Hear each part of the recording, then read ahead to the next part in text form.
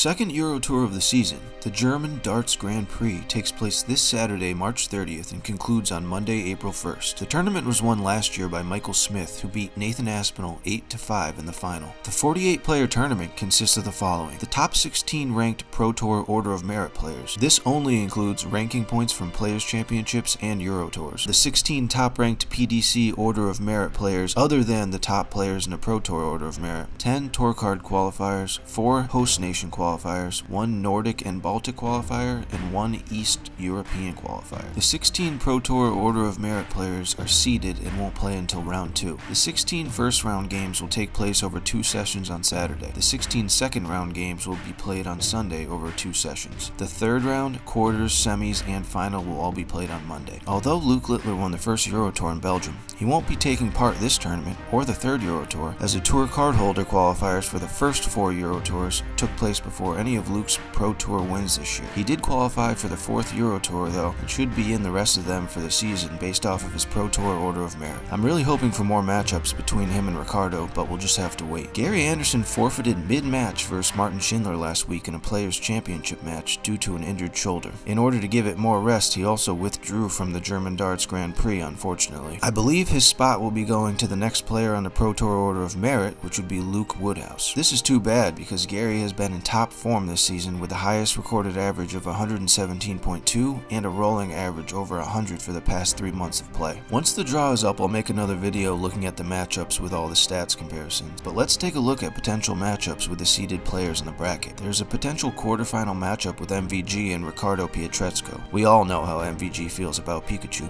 What's his name again? Pietrezco. Yeah, he doesn't have balls at all. That's the way how it is.